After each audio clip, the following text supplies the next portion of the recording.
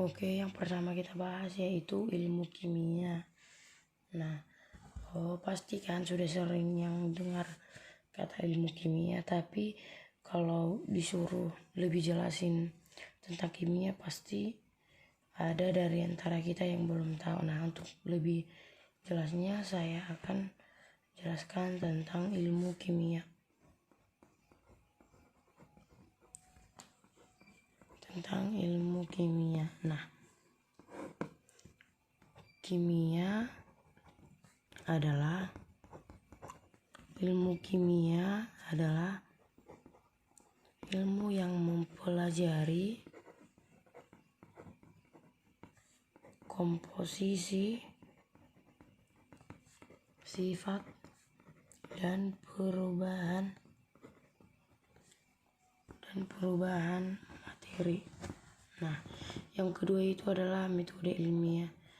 Dalam metode ilmiah ini ada tiga yaitu observasi, terus ada dia representasi, dan interpretasi. Nah, secara sederhananya observasi disebut juga dengan pengamatan, dan ini yaitu hasil dari pengamatan. Hasil dari pengamatan ini dapat berupa data kualitatif atau juga dapat berupa kuantitatif. Kalau dia kualitatif dia berarti berupa angka, sedangkan kuantitatif dia berupa kebalik. Kalau kuantitatif dia berupa angka dan kualitatif dia berupa pernyataan. Sedangkan kalau dia interpretasi yaitu penafsiran, di mana di dalam penafsiran ini kita menjelaskan tentang fenomena yang terjadi. Nah, setelah itu ada yang namanya juga penggolongan dari materi. Materi itu sendiri adalah segala sesuatu yang menempati ruang dan pastinya mempunyai massa. Nah, materi ini juga terdiri atas 3 wujud yaitu padat, cair, dan gas. Untuk yang selanjutnya zat atau substans. Nah, pengertian dari zat ini yaitu materi yang memiliki susunan tertentu atau tetap, dan zat ini memiliki sifat tertentu. Nah,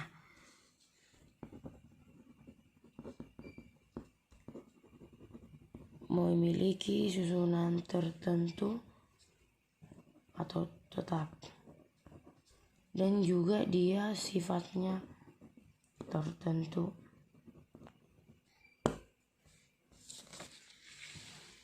Nah, untuk yang selanjutnya dia adalah campuran. Campuran ini adalah gabungan dari satu atau lebih zat. Contohnya itu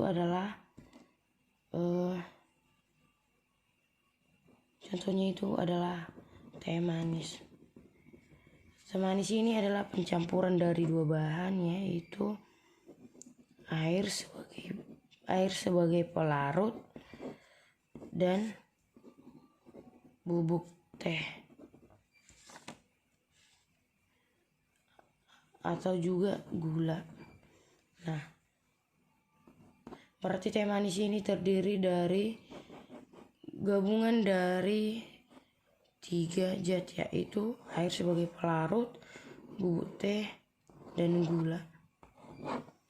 Campuran ini terdiri atas dua, yaitu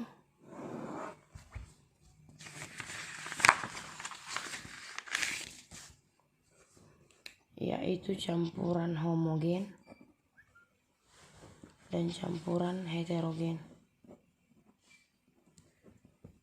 Kalau dia campuran homogen, kita tidak dapat membedakan yang mana dia pelarut dan yang mana dia zat terlarut. Contohnya ini adalah yang seperti yang tadi, teh manis. Nah, dalam teh manis ini jika dia sudah dilarutkan, kita tidak dapat membedakan yang mana dia gula dan mana dia air. Nah, sedangkan kalau heterogen, kita dapat membedakan pelarut dan zat terlarutnya.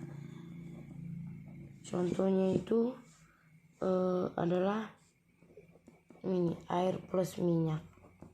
Jika kita mencampur ini, maka kita dapat membedakan yang mana dia air dan yang mana dia minyak.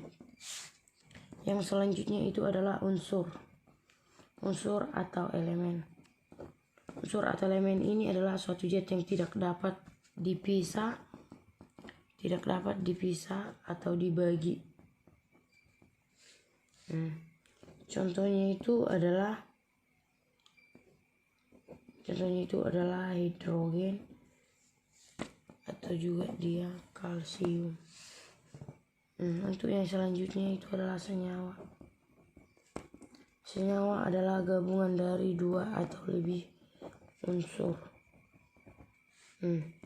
Untuk contohnya itu adalah air atau H2O merupakan hasil pembakaran dari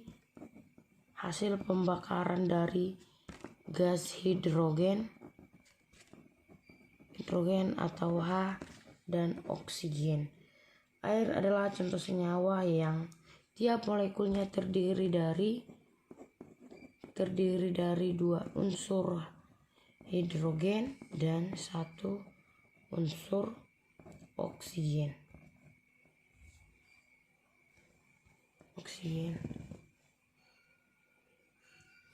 Nah, untuk yang selanjutnya itu adalah sifat fisika dan kimia. Kalau dia itu sifat fisika, dia itu dimiliki oleh zat yang memberikan perubahan secara fisik. Sedangkan kalau dia kimia, sifat yang memberikan perubahan secara kimia. Nah, contohnya secara fisika yaitu meliputi warna, titik didih, titik leleh, dan kerapatan. Contohnya itu adalah yang dapat kita amati, contohnya mencairnya es. Maka dari contoh ini mencairnya es, kita dapat mengamati secara fisik yaitu perubahan wujud dari dia yang padat menjadi cair. Sedangkan kalau dia dalam kimia, contohnya itu adalah pembakaran dari gas hidrogen dan oksigen, yang di mana dia itu akan membentuk air.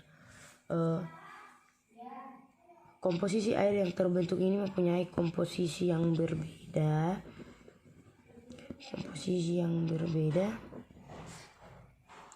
dengan partikel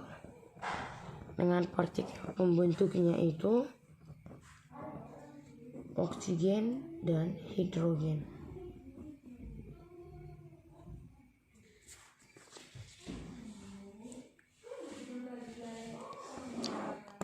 Sekian yang dapat saya sampaikan. Terima kasih.